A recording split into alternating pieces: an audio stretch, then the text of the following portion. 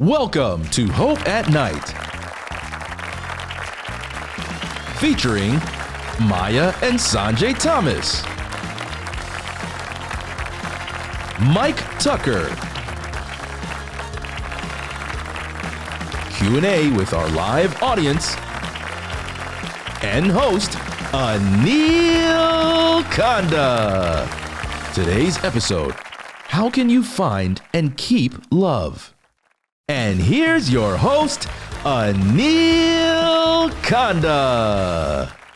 Welcome to today's show, where we're diving deep in the world of dating and relationships. Whether you or someone you know is single and ready to mingle, trudging through the complicated phase, or somewhere in between, I hope you'll find some valuable principles for your relationships. Up first, we have a couple that's been through the dating trenches, walked down the aisle, and just added a tiny new member to their family. Dr. Maya Thomas, a licensed marriage and family therapist with a PhD, and her husband, a business owner and certified life coach, Sanjay Thomas, are here to share their personal journey through heartaches to happiness. Please welcome to Hope at Night, Dr. Maya and Sanjay Thomas.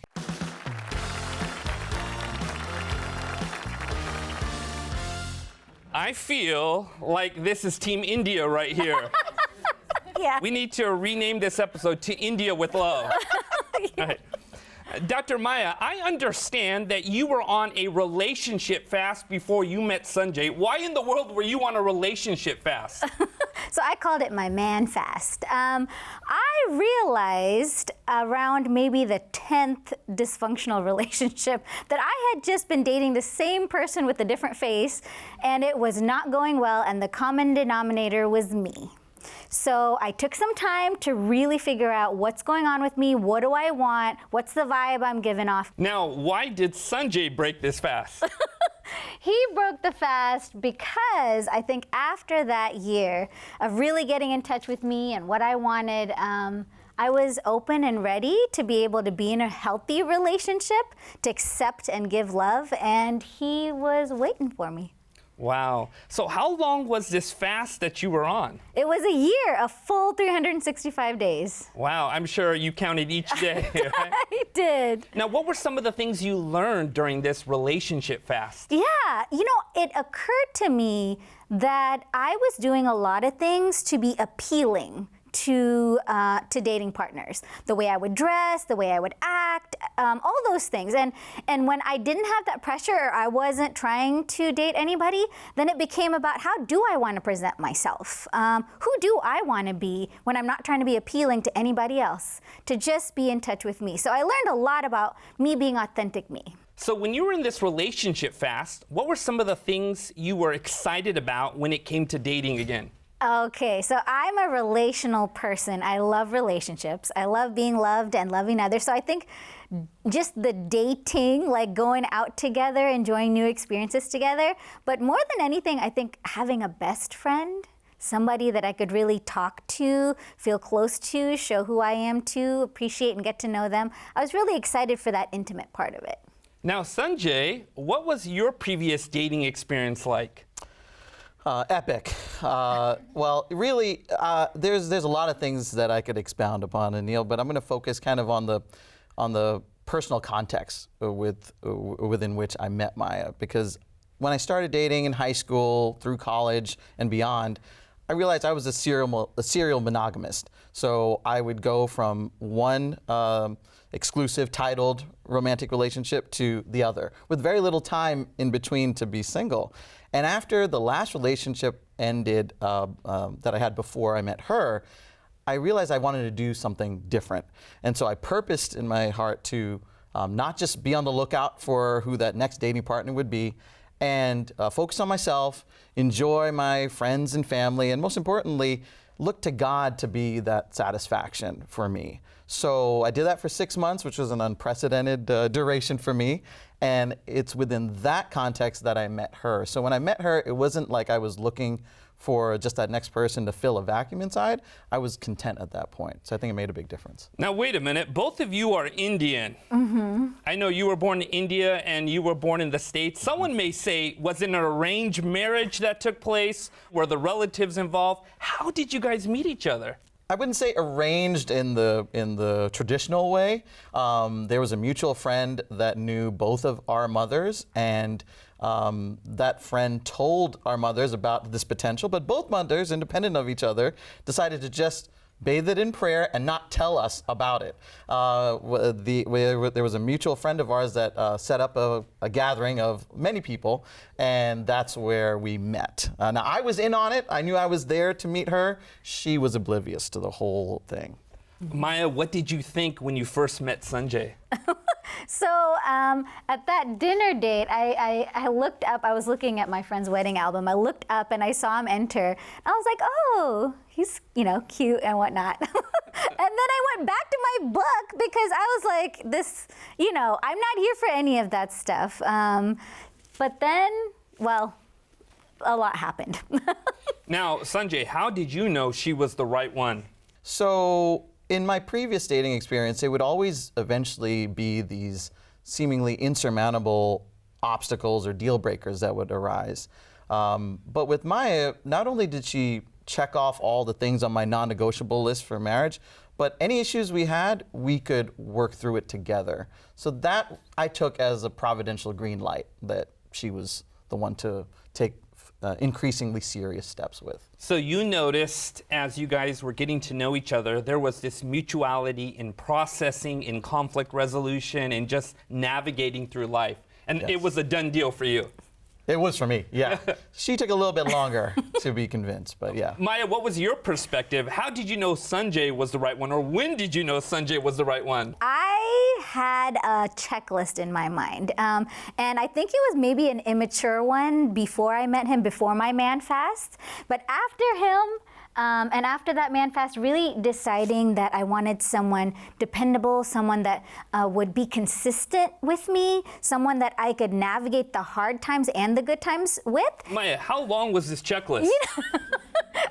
A really long one, and he checked every one, you guys, every one. But I needed to see him in different contexts. I wanted to travel with him. I wanted us to have a big fight. Not just a little bickering to see how it would be. I wanted us to disagree. I wanted us to have fun times together. I wanted to succeed and see how he would be when I was succeeding and excelling. So I wanted different contexts to see how he would be. And each time he was consistent. He showed up. He resolved it with me. He stuck it through. And I knew if we can handle the hard times and the good times now, then we can handle anything. Wow. Now, Sanjay, how did it feel to date someone who was a PhD, especially in marriage and family therapy? Did you feel analyzed? Did you feel evaluated through this whole process? Well, I would just joke about, hey, do an analysis on me. I want to learn about myself. But it was not really a serious request. See, going into this relationship, I was the friend that all of my friends would come to for relationship advice. So I thought I was the enlightened male, I'm not an emotional caveman. I thought I had my stuff together. So then, dating a therapist, I learned humility very quickly. And initially, honestly, it kind of rubbed against my ego that, oh, so you're right and I'm wrong on this? And it took some time for me to, move from that mentality to appreciating the insight and education and background that she brought, and that looking back on our relationship since dating now to marriage, like I can see that God knew that I needed to marry a therapist, because the amount of personal growth and evolution as a man and as a partner is really something. Now, Dr. Maya, when you were dating Sanjay, were you analyzing him? Were you putting together a personality profile? Was it just something that just automatic, as soon as you started hanging out with him, you started putting him in a category? Or did he blow your expectations out of the water? I was analyzing him within an inch of his life. I'm kidding, but not really. I think it was really important for me to get a sense of who he is, but I learned humility too, because I recognized quickly that you can't put people in boxes. You know, people are a lot more than just the labels or just the first impressions or even the second impressions. So I think spending more time with him, fleshing out what I could see just as a human being, it was good. It was humbling to get that close to somebody. Fantastic. Now, what were some of the biggest surprises you encountered in this relationship? Going back to that whole thing of thinking I was this enlightened male, I think that I always thought that I was good at relationship problem solving. Like the analogy goes, like if the car breaks down, I can fix it. But what I realized, or what was a surprise to me, was that I'm not good at that regular, consistent, scheduled maintenance, right? Those check-ins to see, hey, how are you doing? You know, to make sure that these things don't fester into actual problems. And so that was a big surprise, or one example of me realizing I'm not as enlightened as I thought I was. You know, it's so great. We're so wonderful at giving other people relationship advice until we enter into a relationship. Now, how did God become part of this whole relationship process? I think for us, it was important that we be able to talk about spiritual things. Not just religious things, but spiritual things, about how we see our purpose in life, about how we see the vision of why we're put here and what we want to do together. So being able to talk about our relationship to God, our relationship to miracles, our relationship to the unknown, our relationship to what makes life worth living for us, I think those things were really important for bringing us together. And to piggyback on that, Anil, the word intimacy is a term that's often linked to relationships, but there's very different types of intimacy, right? There's of course the physical intimacy, but there's the emotional intimacy. There's that intimacy of living with someone, in the same space all the time. But spiritual intimacy is that higher order bonding that I think because of that shared faith, we become closer because of that. Yeah, spirituality is a dimension of who we are, not just the physical, the mental, the emotional, but there's a special bonding. I heard somebody once put it this way. They said intimacy is in to me see. It's about opening up the vulnerable parts of who you are spiritually as well. That's incredible. Dr. Maya, when you think about all the clients you've had and you think about this world today, what do you think are some common challenges people have in relationships today? Oh, that's such a good question, and I could talk about that for days. But one of the big things that's come up with my clients a lot is this idea, especially with online dating, of on to the next, just kind of on to the next. If you don't meet all my expectations, if this isn't easy, then it's on to the next. And sometimes I think it's tough for people to stay in long-term committed relationships because it takes hard work and it takes having those difficult conversations, and it's not easy to do that. It's not easy to do that. I don't know that our society is quite ready to have I'm hoping that we are, but I think it's tough to have that when there's so many options and you're kind of on to the next. What would you say to this generation, especially millennials that are raised on social media, that are raised to be online? Literally, it is their environment. How do you help young people to disengage from that and develop healthy relationships? One really easy way I found, and this isn't, I'm simplifying it, it's not the end all be all, is to get in touch with the loneliness. I think there's an incredible amount of isolation and loneliness.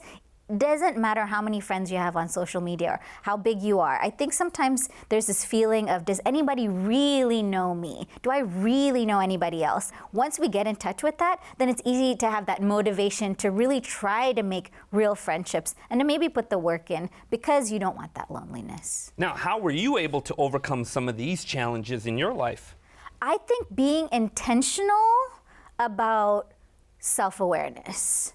How do I really feel? What do I really want? And then when I'm dating, being able to sift through, we can be friends, this is long-term commitment potential, and then really deciding, let me get to know you and you get to know me, that intentionality, that self-awareness of what am I bringing, how do you experience me, being able to put that work in has really made a huge difference, I think, for us and in my dating experience. What advice would you give to parents that are raising young children to develop into healthy adults who seek after healthy relationships? The big thing is modeling. Really take time to recognize how your kid's seeing you, not just what you say, but what you do, how you present, because they're gonna pick up on that and they're gonna do that more than anything you tell them to do or not do. So model that self-awareness, do the work, be the person you want them to be, which is so hard.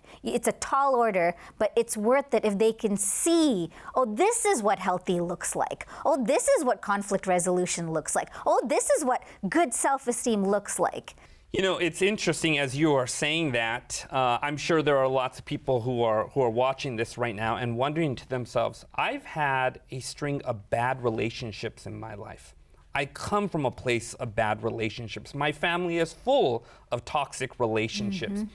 How would someone begin the process of healing and growing into a healthy young adult or a healthy adult?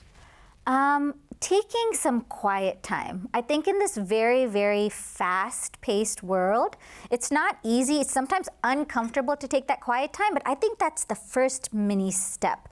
Take some quiet time, journal if you want to, do art if you want to, talk to a friend if you want to, a therapist, a counselor that you trust, but really take some quiet time first to examine these relationships. What is toxic about them? What did you take on that you didn't realize you took on? What are you doing unconsciously that is perpetuating the toxicness in your relationship? And it starts with that quiet time to really reflect. If you can be kind to yourself in your own head, then you are much more likely to be able to take in someone else's kindness and God's kindness and love. And then the view of yourself that God has, my precious child, nothing you can do can ever separate you and me from the love that I have. That picture is so hard for us to take in when you can really recognize who you are. That, I think, that is the key to that ineffable self-esteem that just doesn't go no matter what the winds. Sanjay, what would you say to someone who says, I'm never gonna find love? I've looked everywhere, it's just not gonna work out for me. Maybe I'm destined to be single for the rest of my life. What advice would you say to someone like that?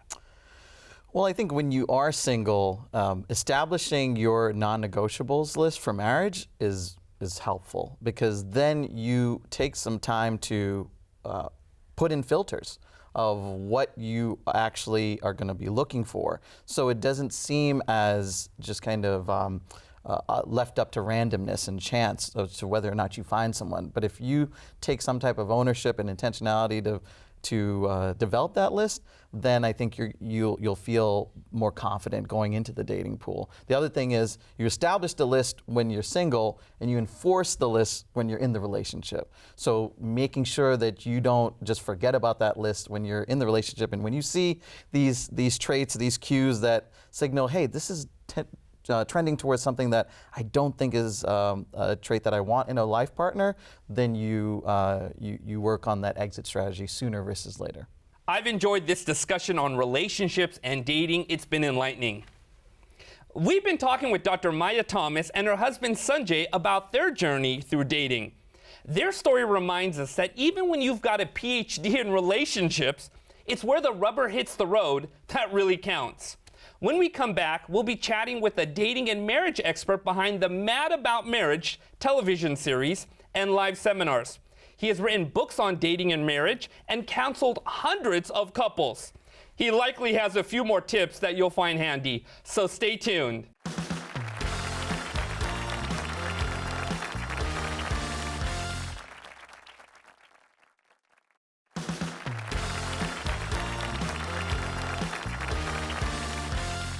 Welcome back to Hope at Night. We've just heard a dating story from our previous guests, Dr. Maya and Sanjay Thomas.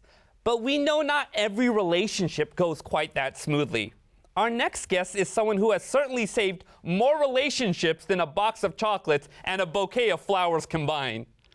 We're going to dive into some expert advice on dating, mate selection, and the all-important art of knowing when to hold on and when to say, it's not you, it's me. Please welcome to Hope at Night, Mike Tucker.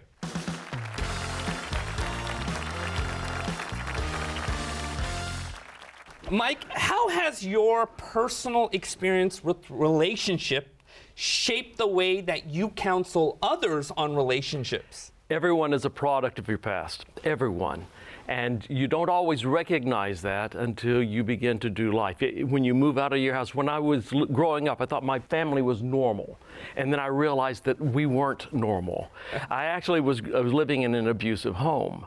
And so when I got out, it dawned on me that this is not how we do life. And so I went on a journey to figure out how to do life. And that meant a lot of self-examination. And as a result, like a lot of other therapists, you go into therapy because you need it. And so you were working out your own problems as you become a therapist. You're learning a lot, and that helps. And then you need to make sure that you draw that boundary between yourself and your problems and those that you're counseling when that day finally arrives. But my entire past was a past of dysfunction. And so when I began to recognize that, it helped me find a path to a healthier place to be and to share that with others. Now, relationships are those things that give us the most amount of happiness in this life and the most amount of sorrow in this life as well. That's right. What would you say to someone who says, aren't relationships just supposed to be fun and happy? What's all this talk about therapy and sacrifice and commitment? Yeah. And the truth is, to begin, it should be fun and happy. The little book I wrote on dating, one of the laws of dating is when you first start dating, if it's not fun and if it's not easy, then break up. Because if you're having to work that hard to make this thing work here, something's wrong someplace. Either this is the wrong person or you're the wrong person, and you need to figure that out. There comes a time, though, when you make a discovery that this is the person I want to be with. And so that's the time now to really bow into this thing and make the relationship work. It's going to take some hard work. It's going to take some effort. And there will be conflict because people are all broken. John Ortberg wrote the book, Everybody's Normal Till You Get to Know Them. And the truth is that we're all normal until we get to know each other. And then we realize there's some real brokenness there. So you're going to discover that about each other. And so the key to making a relationship work is to do the hard work. But when you do that work, the result of that hard work is so rich, so full, so wonderful, you realize you don't want to live life any other way. Dr. Maya talked about this idea of self-evaluating, getting to know who you really are. How does that take place? It takes place by looking, as she did, at the brokenness that she had in relationships. All right, she was the common denominator, she said. And so then she began to wonder, what does that mean? And you can figure that out by self-reflection. You can figure it out by talking to friends and family or going to a good therapist. And through that process, then you have to be open to the possibility that you really are broken, that you are a part of this problem, and then to deal with this openly and honestly. The veneer of self-sufficiency has to come off. You have to be vulnerable enough to say it's okay to be broken, and I need some fixing. I want to be a happier, healthier person. So you just do the research and you get the help and you make the progress. Is that really possible, to become a happy, healthy adult? Yeah. Go figure. It doesn't mean that everything is, a life of roses and banjos, because there are ups and downs in everyone's life. Happiness, though, genuine happiness, is not the absence of tragedy. It's not the absence of conflict. It's the ability to weather those things, recognizing you know who you are and whose you are. Those two knowledges begin to give you the strength to conquer things, to roll with the punches, to solve problems, or just to accept things as they are and find a way to joy anyway. So yes, it is possible. Wonderful. Some people say you should only date someone who you plan to marry or you might marry. But how would you know that if you don't have enough time to get to know them? There are some identifying characteristics that you can say, all right, from this pool of people is where I'm going to find my future mate. You mentioned the list that you have, and that's a good thing to have the list. There are some certain non-negotiables. I don't want to date or to marry someone who uses alcohol as a crutch. And so if they're using alcohol or other substances, this is not someone I date. It's not a bad person, it's just not the person I want to spend my time with. Eventually, I will date someone from that I will marry someone from that circle of people that I've dated. And so I have to keep that circle narrow so I don't happen to fall in love with someone who would be cancerous for my life. So when I know those basic non-negotiables, I just stay away from those people as dating partners. I can be friends, we can interact, we can have all sorts of other things together, but I'm not going to date someone who has those non-negotiables.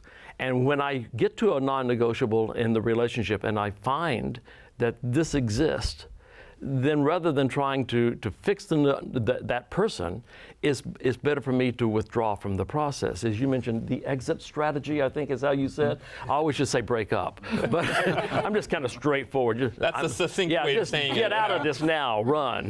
Now, Mike, what is some idealism that we should watch out for, and actually that is pretty toxic or dangerous when it comes to relationships? Every relationship is going to have its ups and downs. That's the first thing you have to remember. There are no perfect people.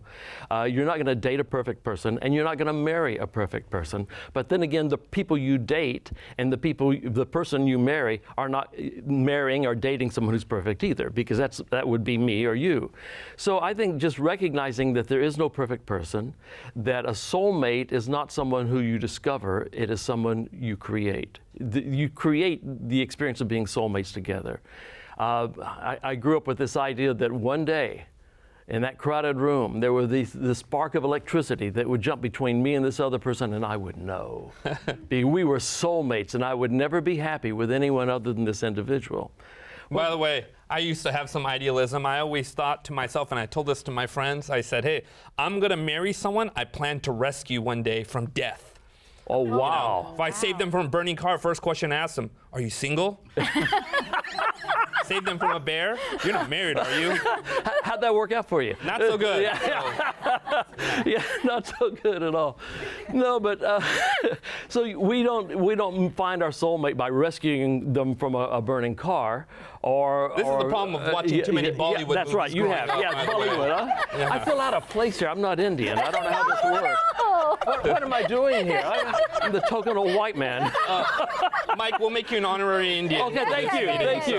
I appreciate it. Very, very kind of you. But no, you don't find your mate that way. It's two broken people coming together and finally making the decision, we want to be one. But you become one by sharing your goals, your vision, your faith, your values, by having a purpose in life and working together for that purpose. And some of the purposes are the big, audacious purposes, and some of them are the mundane, everyday purposes. These are the things we do in order to get by in life. If we work as a team member, the two of us as a team, then we can have something that is valuable. I was married for 40 years before my wife died of cancer. And we were broken people. I'm more broken than she. Everybody's got baggage. She had carry-on luggage. Mine was extra charges baggage, But we grew together. We worked through our problems, and we did ministry together. We traveled the world doing seminars. We did 121 Man About Marriage seminars all over the world. We did television together. We pastored churches together. We raised daughters together. It was a wonderful experience. When she died, I was so broken and so alone.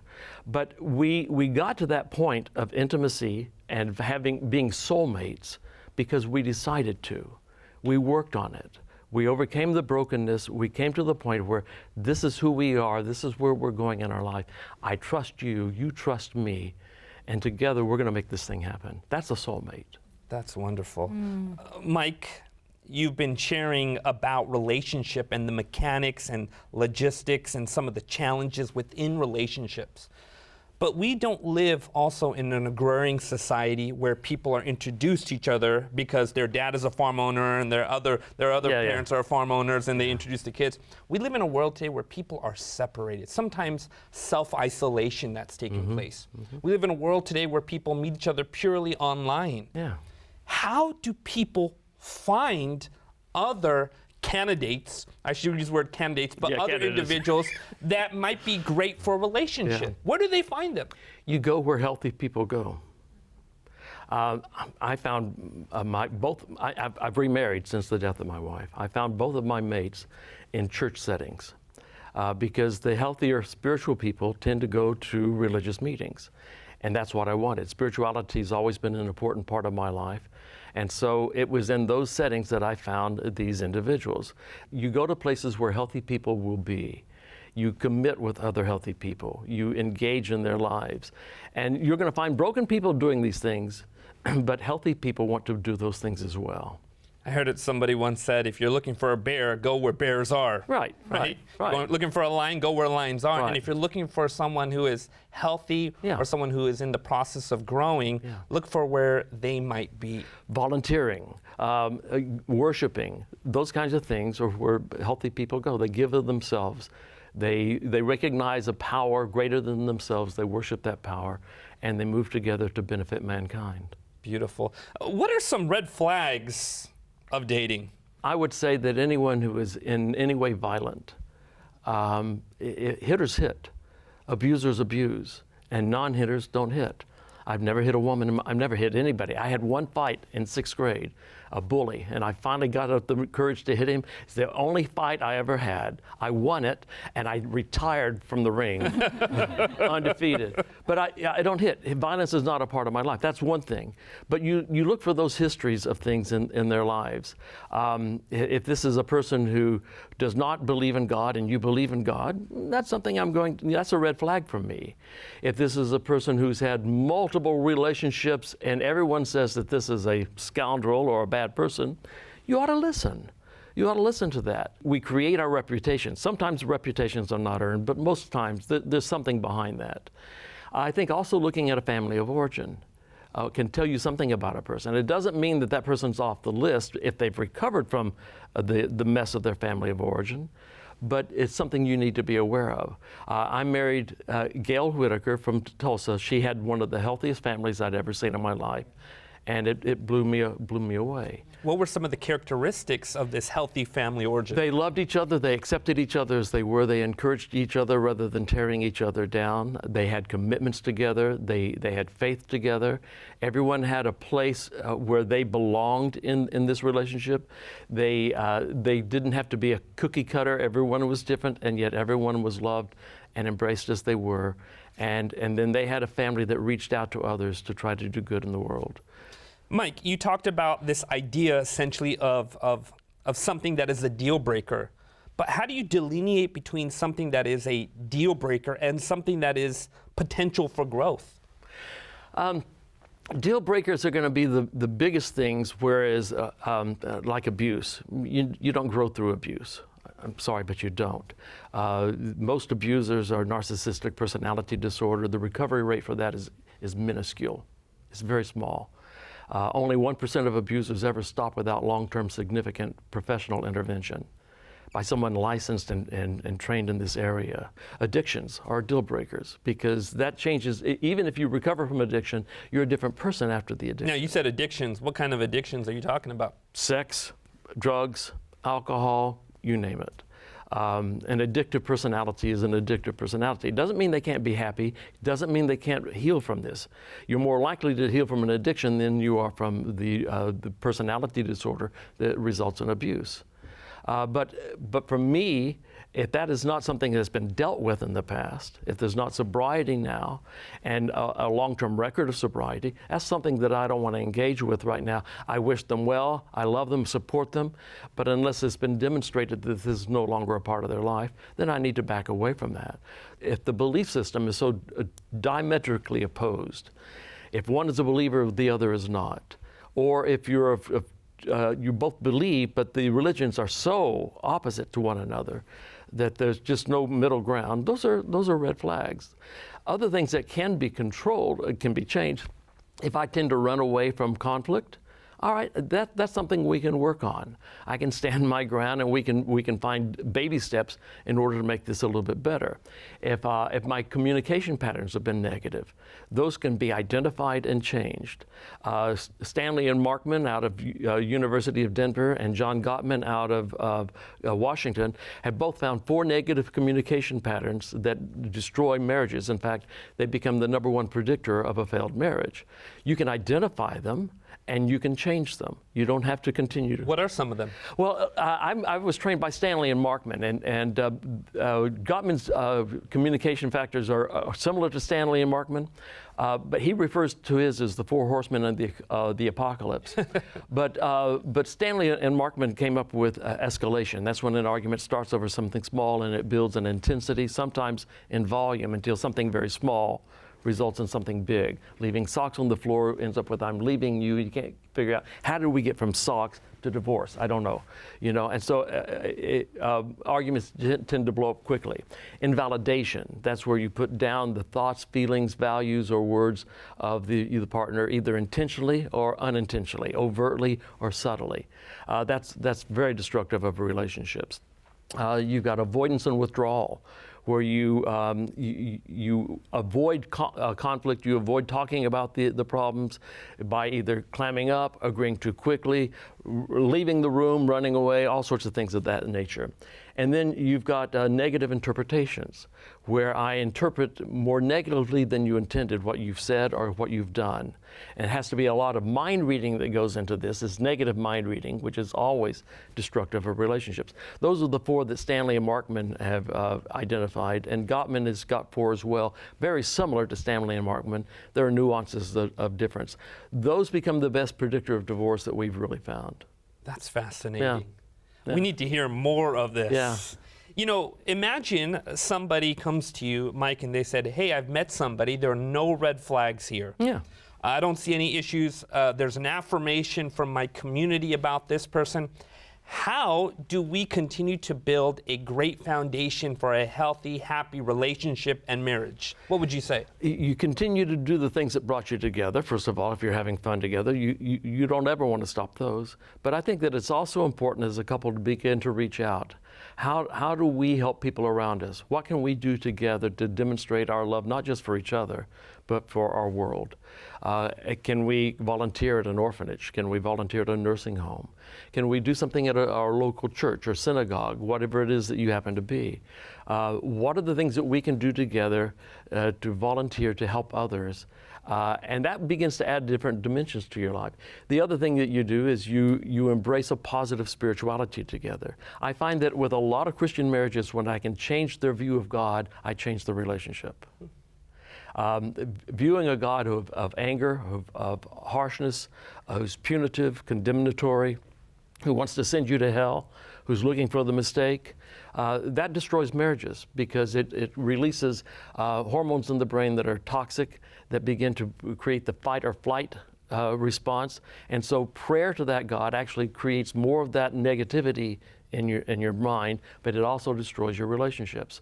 But when you worship a God of grace, of compassion, who is intimately involved in your life, a God who longs to save you rather than exclude you, a God who cares about what's going on with you, then that releases a different set of hormones in the brain, which enhances the experience of euphoria. Actually broadens the ability to embrace and retain new concepts.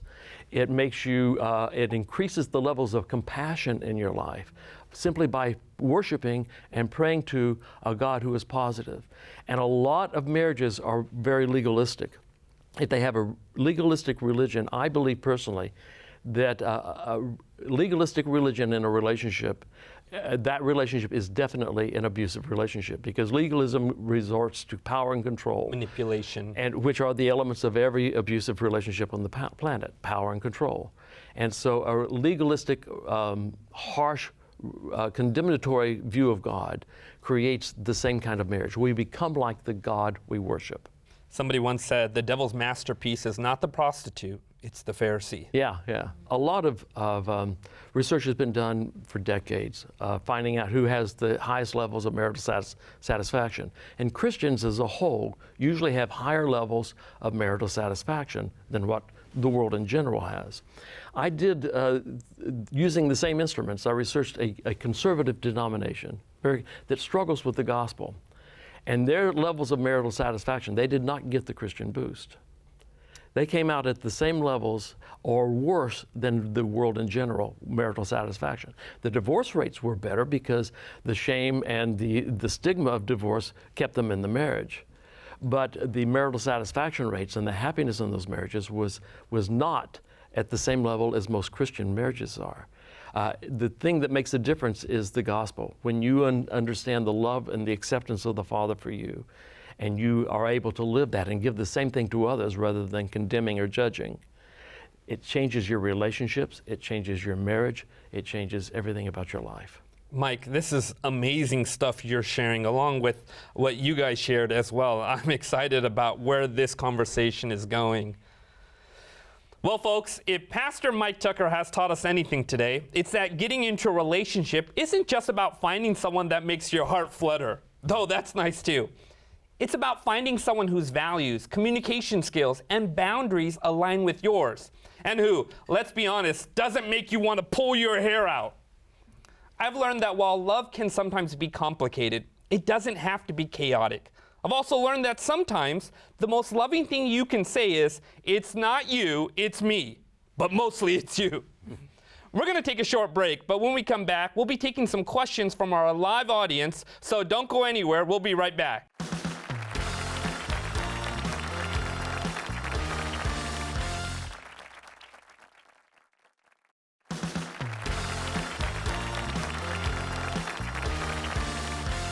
Welcome back. We've had some great conversations with Dr. Maya and Sanjay Thomas and Mike Tucker, but now it's time to hear from our live audience.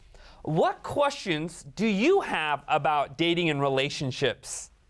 Right over there. Pastor Mike, you told us the beautiful story of you and your wife and your family, and you mentioned how she passed away of cancer. You told us that she was your soulmate. How do you feel about your current wife, and do you believe that people can have more than one soulmate? Wouldn't it be awkward if right now I said, now we're just kind of sticking it out, you know? I believe that you can have more than one soulmate. I married a woman who is also engaged in ministry, and we've learned to do ministry together. We do ministry separately, but also together, and when one is taking the lead, the other supports. And so soulmates are created, and we've decided to be soulmates. And so that means that we share values, we share purposes and vision and our faith, and we have a huge value on helping people and doing something to benefit our world. She is a woman from Canada, and I'm from Texas, and we got married in Dallas when she was 108. She almost changed her mind that day. She was a single mom for 26 years. I have tremendous respect for this woman, which means I've gained another daughter too, by the way. I've got 3 now. But yes, you can have more than one soulmate. Mike, what you're saying about a soulmate isn't something that is destined in the stars, but rather it's something that is created through intentionality, in commitment, in process, and relationship. Very different people can become soulmates. But the key is you've got to decide what are our keys, what is our core, and what are we going to focus on, what are we committed to. And part of that commitment, not just is a spiritual commitment, but how we're going to live our lives. And I'm committed to her. I'm committed to Pam. Pam is a beautiful gospel singer and has a heart for people. She has compassion. And we found that there's an intersection of our skills where we can do ministry together, and that gives us joy. Any other questions? Right over there. What is meant by legalistic religion or relationship? A legalistic religion is one that is based on performance. God will love me if I do this. God will love me if I stop doing that. God will save me if I can do X, Y, and Z and not do A, B, and C. It is performance. So in other words, I love you if. That translates to our relationships then, I love you if. We become like the God we worship. And so that translates into our relationships as well. Pam, I'll love you if you'll do this, otherwise. I withhold my love from you. That's legalism. It's also power and control, and it is the basis of every abusive relationship on the planet. So whenever we miss the essence of the gospel, God loves us, period. And yes, do we change? Yes, because He indwells us, He makes us better people. All right, so He changes.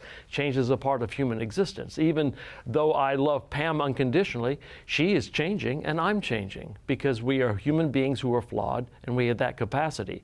But the change is motivated by love, not by a desire to be loved by God or loved by my spouse. I am loved, therefore I want to change in order to please her. Same thing happens with my relationship with God. So a performance-based religion is toxic. It says I have to perform for God to love me and God to accept me. No. God loves you because you are broken. He died because you needed Him to, and He indwells you and He changes you. That's healthy spirituality. Any other questions? Right over there. What advice do you have for people who have never been in a relationship? I would say that using that time to get to know yourself, self-awareness is such an important thing in any relationship, and the best time to really cultivate that is when you have the opportunity to be single and get to know yourself, because the better you know yourself, the better you're going to hone what you're looking for in a partner. I think it's going to be really important for you to take time to find the things that you enjoy. So what makes you happy being single? Because you don't have to be in a relationship.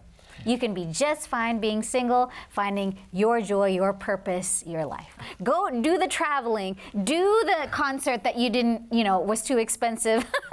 Buy the thing, do the things that you want to do, because then you're not going to have regrets. When you're tied down a little bit more. You're tied down in a relationship, you're tied down with the family. And if you're not quite ready for kids, make sure that you know that you're doing all that you want to do, so that when and if that time comes, you're feeling good about it. I think it's going to be really important to find friendships that are meaningful for you before you're in any type of relationship, because honestly, that's the basic template for any long-term committed relationship, is a friendship. Can I be a good friend to you? Can you be a good friend to me? Singleness is not a disease. It's not incompletion. It's not brokenness. You are a complete person now. And it's important that you know that you celebrate that, and that you experience it. Find your wholeness now.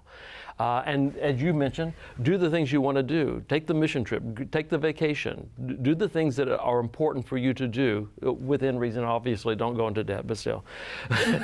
But know that you are a complete person just as you are. You don't have to wait until you are in a relationship to be happy or to be fulfilled. No man will ever fulfill you. You can find fulfillment apart from a relationship. That's when you're ready for a relationship, when you don't have to have one. And the other thing is, you are in relationships. They're just not the romantic relationships. Everyone's got relationships. So maximize those, enjoy them, and leverage them, because those relationships may help you find somebody else if that's what you want, if that's one of your goals. If not, then enjoy being you. Excellent.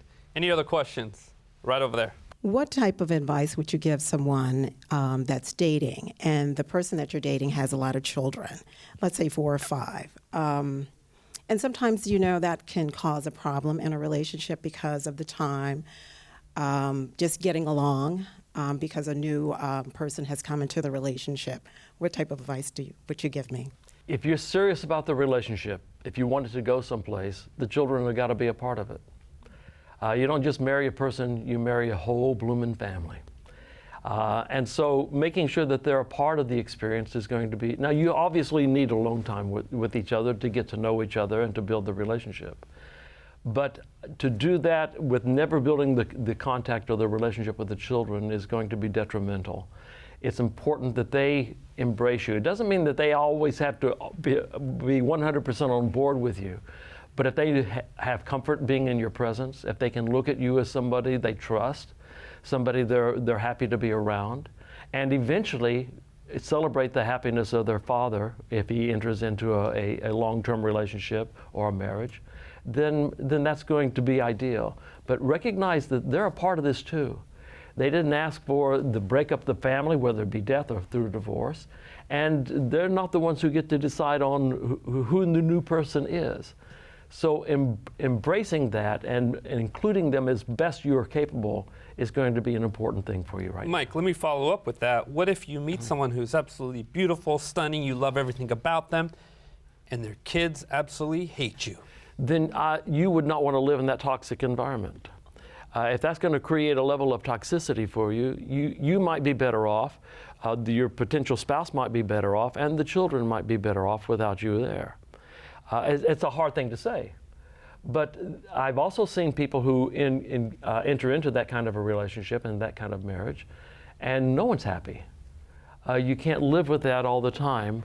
And this is even true when the children are adult. There has to be a level of accommodation among all members of the family. Being able to have those really good conversations with your dating partner. It's going to be really important that you guys are on the same page, because that's the first kind of step. If we can't be on the same page about how you want me to show up just in the dating process, how can we be in the same page if we take this further? So if we're not going to be on the same page, that's something really important to know. So those conversations with the dating partner is really important. Then the second thing is family meetings.